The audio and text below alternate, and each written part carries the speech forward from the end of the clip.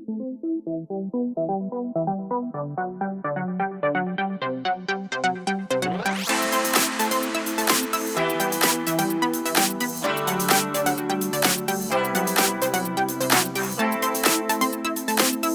नमो नारायण। आप सब दर्शकों का नमस्कार। मैं आज कुछ नए सवालों के साथ ज्योतिष मंथन के 25 वर्षों से संपादन कर रहे पंडित सतीश शर्मा जी के पास आया हूँ।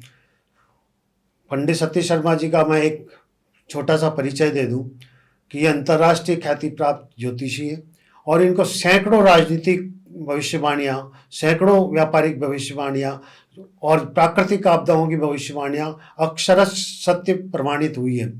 इसी तरह वास्तु के क्षेत्र में इन्होंने बहुत सारे राष्ट्रीय अंतर्राष्ट्रीय स्तर के कारखानों का टर्नओवर बढ़ाने के लिए बहुत वास्तु के प्रयोग किए। इस तरह के एक महान ज्योतिषी के सामने आज हम कुछ देश के ज्वलंत सवालों को लेकर आपके सामने आए हैं। सवाल सबसे बड़ा आज आपके बंगाल का है। बांग्लादेश के पतन के बाद जिसमें वहाँ एक क्रांति सी हो गई है और मेरे को लगता है कि उसके क्रांति का जो है वो असर बंगाल में भी आ पड़ा है और एक बलात्कार की एक घटना के बाद वहाँ जिस तरीके की वहाँ की स्थानीय सरकार का, ममता सरकार का रवैया रहा, उससे उसने लोगों को उद्वेलित कर दिया, चिकित्सा संस्थानों को उद्वेलित कर दिया, आम जनता को उद्वेलित कर दिया। ऐसा क्यों हो रहा है ये जानने के लिए हम आज सतीश शर्मा जी से जानना चाहते हैं। नमस्कार राजेश जी, दर्शकों को भी नमस्कार। भारत माता की जय। आजकल तो जय श्री राम के अलावा भारत माता और वंदे मातरम को अधिक बोलने की आवश्यकता पड़ गई है, क्योंकि इतनी राष्ट्र विरोधी शक्तियां एक साथ काम करने लगी हैं कि मुझ ज्योतिषी को बड़ी भारी चिंता होने लगी है कि देश किधर जा रहा है। हम इसको ज्योतिष के एंगल से देखें। सबसे पहले मैं मेदिनी ज्योतिष का सहारा लेता हूं, जिसने मुझे बहुत ख्याति दी और देश और राष्ट्र के बारे में, जलवायु के बारे में, मौसम के बारे में, अंतर्राष्ट्रीय घटनाक्रम के बारे में, युद्ध और परिस्थितियों के बारे में जिस विज्ञान से चर्चा की जाती है, विश्लेषण किया जाता है, वह मेदिनी ज्योतिष कहलाती है। मैंने जो पत्रिका 25 साल से छाप रहे हैं, जिसको ज्योतिष मंथन, देश की सबसे प्रसिद्ध ज्योतिष पत्रिका, उसमें हमेशा एडिटोरियल या मुख्य लेख राष्ट्र के हितों को लेकर होते थे और उन भविष्यवाणियों ने मुझे बहुत सहारा दिया, ख्याति भी दी। तो पहले मैं काल पुरुष, जिनकी यानी पृथ्वी पर प्रथम दिन की, प्रथम क्षण की जो जन्म पत्रिका है, वही काल पुरुष की जन्म पत्रिका है, मेष लग्न की। उस पर अगर ग्रहों का प्रभाव देखें तो कुंभ राशि में शनि चल रहे हैं मेष लग्न की जन्म पत्रिका में। अकेले कुंभ राशि के शनि से ही इतनी बड़ी बातें आ गई हैं। साथ में राहु केतु भी हैं, जो मीन राशि और कन्या राशि में रहकर देश काल को प्रभावित कर रहे हैं। पिछले 2 साल से भी अधिक समय से शनिदेव कुंभ राशि में चल रहे हैं। 30 मार्च 2025 तक रहेंगे। इस समय वक्री हैं और जब ग्रह वक्री होते हैं कोई भी, उनकी शक्ति 4 गुनी बढ़ जाती है, 6 गुनी बढ़ जाती है, 10 गुनी बढ़ जाती है। क्रूरा वक्रा अधिक क्रूरा। जब शनि क्रूर होते हैं तो अति क्रूर हो जाते हैं। हजारों जीवन, दुर्घटनाएं, ये जो चल रहा है देश में, ये सब वक्री शनि के परिणाम है। कुंभ राशि में रहते हुए शनि भारत की या मेष लग्न की जन्म पत्रिका में मेष राशि को देख रहे हैं। उधर भारतवर्ष की जन्म लग्न जो वृषभ है, 15 अगस्त 1947 वाली, उसमें दशम भाव को देखते हुए वक्री चल रहे हैं। अगर देश का विखंडन होना होता तो हो जाता। राष्ट्र विरोधी जो शक्तियां हैं डीप स्टेट पावर्स हैं, अंतर्राष्ट्रीय शक्तियां हैं। अगर उनको सफल होना होता तो यही महीना था जब शनि और सूर्य आमने सामने। इन दिनों 15 अगस्त से 15 सितंबर सूर्य सिंह राशि में है, भारत के चौथे भाव में, और भारत के दशम भाव में शनि है। अगर कुछ होना होता तो अब तक हो गया होता। अब शनि डिक्लाइन पर है, नवंबर में मध्य में वो मार्गी हो जाएंगे, कुंभ राशि पर से अपना प्रभाव, अपनी कृपा धीरे धीरे वापस लेंगे और शनि अगली राशि का फल देने लगेंगे जो कि मीन राशि है। अगर मेष राशि से देखें तो लग्न पर असर है। अगर वृषभ राशि से देखें तो शनिदेव भारत की 11वें भाव में आएंगे, मीन राशि में 23 मार्च 2025 के बाद। परंतु लग्न जो है भारत की शनिदेव की मित्र राशि है, वो नुकसान नहीं देंगे। लग्न विखंडन होना होता तो अभी हो गया होता। इसलिए अब ये सवाल ये उठ रहा है कि शनि की जो अभी पोजीशन है, और आप देख रहे हैं कि देश के पूर्वी भागों में और ख़ासतौर से विप्लव ज़्यादा हुआ है या प्राकृतिक घटनाएं ज़्यादा हो रही है, बरसात ज़्यादा हो रही है। ख़ासतौर से अभी हम लोग जो बंगाल में जो कुछ हो रहा है उसमें क्या होगा, सब लोगों के सवाल ये है कि क्या होगा। क्या वहाँ राष्ट्रपति शासन लगेगा? क्या ममता इससे पार पा जाएंगी, या ममता को छोड़ के कोई उत्तराधिकारी होगा? क्या होगा? ये बड़ा ज्वलंत प्रश्न खड़ा हो गया है। राजेश जी, मैं केवल बांग्लादेश नहीं, मैं आसपास के सभी देशों की बात करूं तो उचित रहेगा, क्योंकि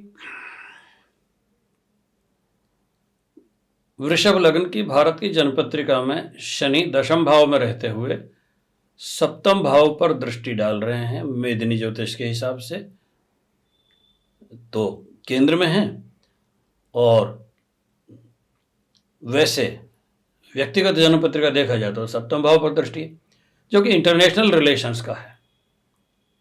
इन दिनों गत महीनों में भारत विरोधी भावनाएं आसपास के सभी देशों में थोड़ी बहुत रही है।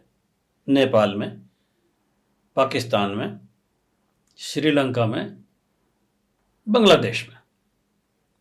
मैं भविष्यवाणी करता हूं कि जैसे जैसे शनि मीन राशि की ओर जाएंगे, इन सब देशों को यह पता लग जाने वाला है कि तुम्हारा अच्छा मित्र, सहायक मित्र, तुम्हारी रक्षा करने वाला, तुम्हारे साथ चलने वाला, तुम्हारे जनता की ध्यान रखने वाला डीप स्टेट और उसको पोषित करने वाले कंट्रीज नहीं हैं, भारत ही है।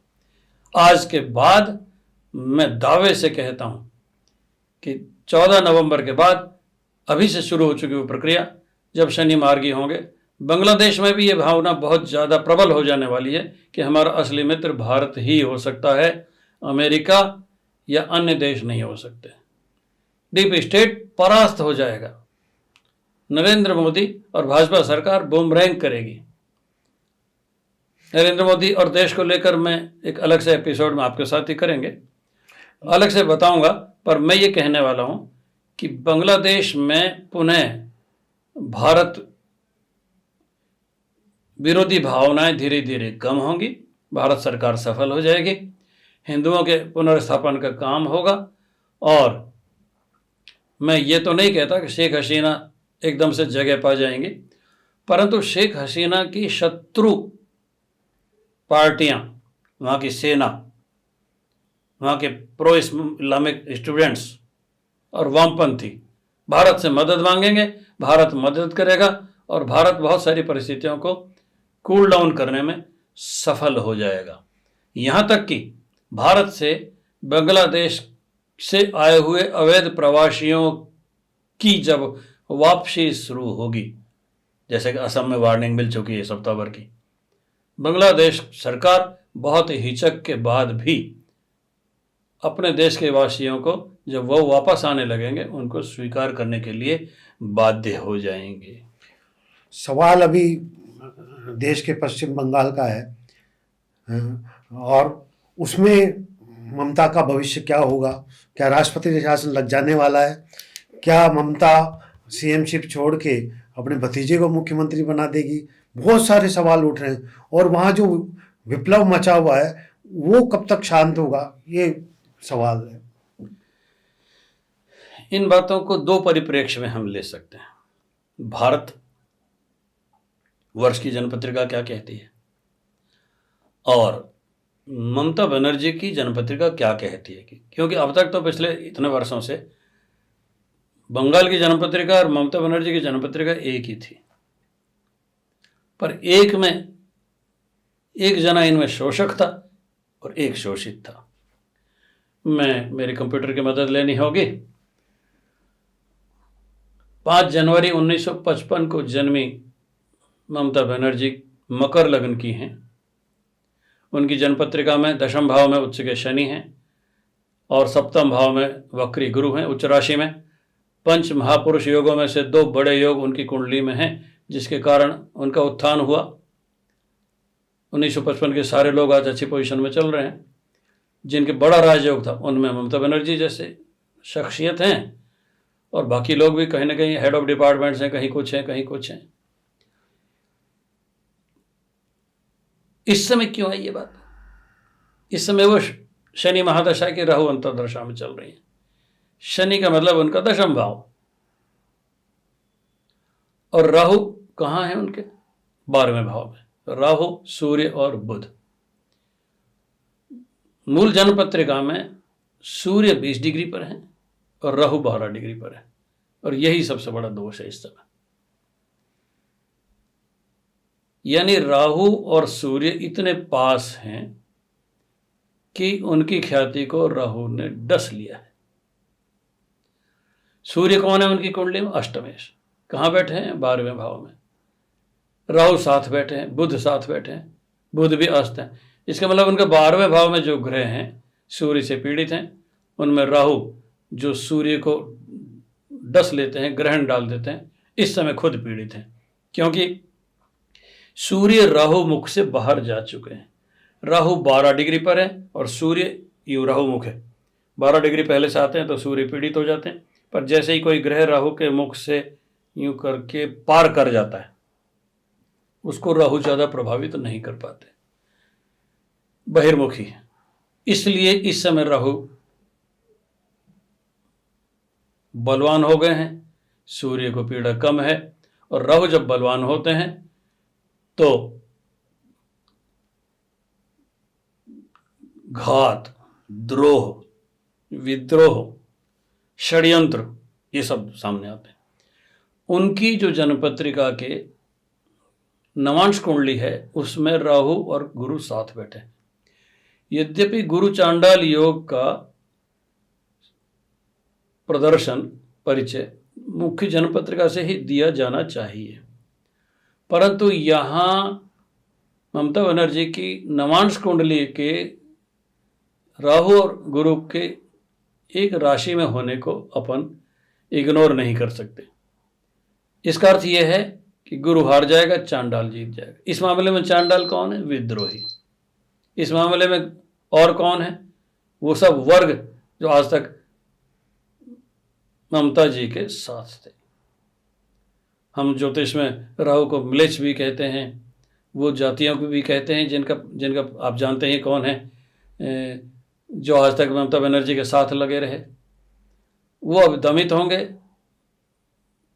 ममता बनर्जी का अधिकांश लोग साथ छोड़ देंगे, उनके खास से खास लोग भी उनसे द्रोह करेंगे और ममता बनर्जी का पतन हो जाएगा।